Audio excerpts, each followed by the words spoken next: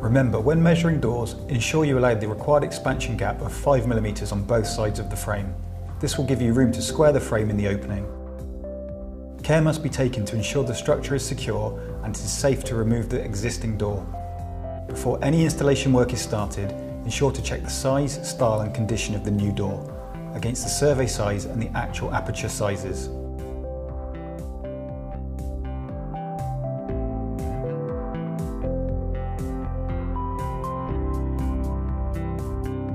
To make it as easy as possible to handle, remove as much of the old frame and glazing as possible. This will reduce the overall weight of the frame. Begin by loosening the hinges and removing the door leaves.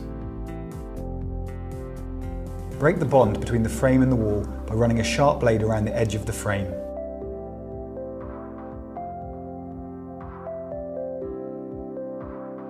When ready, remove the fixings and remove the old frame.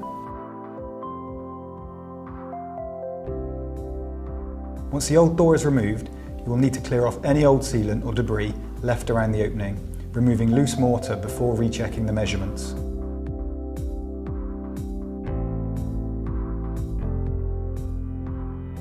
It is vital that the end of the sill is completely filled with silicone and the end caps are fitted. Failure to do this could result in moisture tracking on the sill and into the brickwork. Put the sill into position and check the level. If needed, use packers along the sill to make it level. Once the sill is level, remove and seal underneath with enough sealant to hold in place.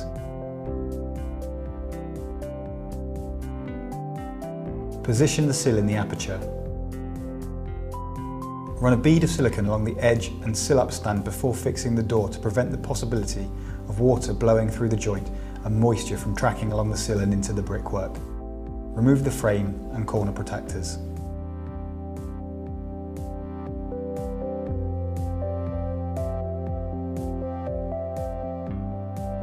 Check the frame labels to ensure that the door is fitted in the right orientation. Carefully place the frame into the opening above the sill, making sure that the frame is central and the 5mm expansion gap either side of the frame is maintained. Using a spirit level, plumb one side of the frame and place two temporary fixings 150mm from each corner. At this stage, do not fully tighten the fixings. It's advised you pilot drill first to ensure that the thermal break does not crack. Care should be taken not to over-tighten the fixings. Packers must be used adjacent to each fixing point. These should span the full width of the frame, and once the fixings are tightened, they will prevent the frame from distorting and help ensure that the outer frame is fitted square. Repeat this process on the other side of the frame, using a spirit level to ensure that the frame is parallel and true in the opening. Once both sides are level, parallel and plumb, place a fixing in the centre of the head, again using packers. Now put the rest of the fixings at 600mm intervals around the head and sides, not forgetting to tighten the original fittings at the end. It is vital to ensure that the outer frame is fitted square, plumb and level. Fit the door handle and check the door operation. If everything is fitted correctly, the doors should glide freely.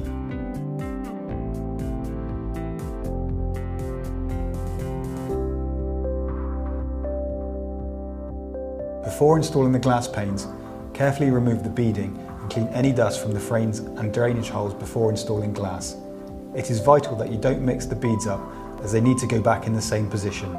The glass units will all be the same width unless there is a master traffic door, as in the case of this 3-pane door. The glass unit for a master traffic door is 6mm narrower so that it does not interfere with the door lock. It is vital to ensure that the narrow unit is fitted in the master traffic door. Starting with the first leaf, insert a glazing packer on the bridging packer that will come pre-fitted. Place the glass onto this packer.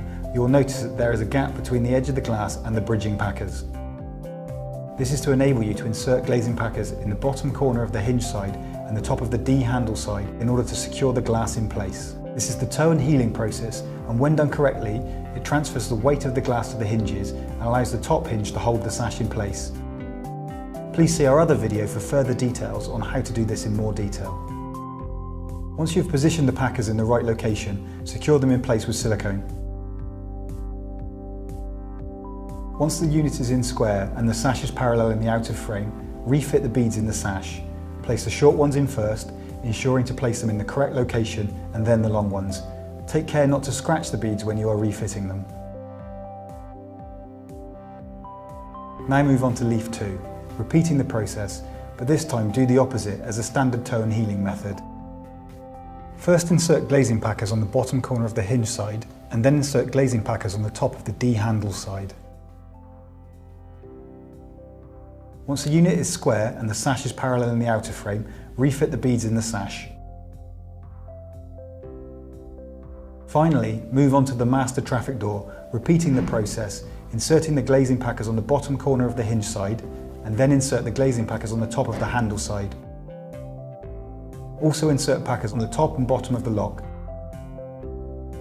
fixing all packers with silicone to prevent movement. Once the unit is in square and the sash parallel in the outer frame, refit the beads in the sash. Check the operation of the door. Once all the leaves are glazed, fit the wedge gasket. Measure the gasket against each sash and cut the length for the width and height. Spray some window cleaning fluid onto the window to ease the fitting. Start at the left of the sash and insert the end of the gasket between the glass and the beading. Move along the edge, slightly skipping sections, causing slight loops, and then insert more. Make sure you fit the gasket the right way round and do not overstretch it. Repeat action until gasket covers lengths of sash. Then put pressure and move your thumb to the left, ensuring gasket is fully inserted between the glass and the beads. Once you've completed hanging and glazing the doors, the frame will require sealing internally and externally all around the perimeter of the frame. Then fit the magnets which hold the leaf together once opened. Finally, clean the internal working area.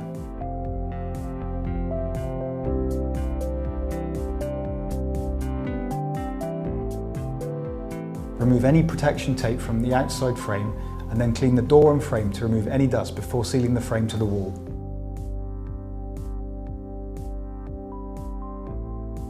Run masking tape along the edge of the frame to help create a neater finish before running a smooth bead of sealant between the frame and the brickwork. Once sealing is completed, remove the masking tape to reveal a neat finish. Fit the drainage caps. Check the operation of the doors and make any adjustments needed. For more information, refer to our bifold door installation manual.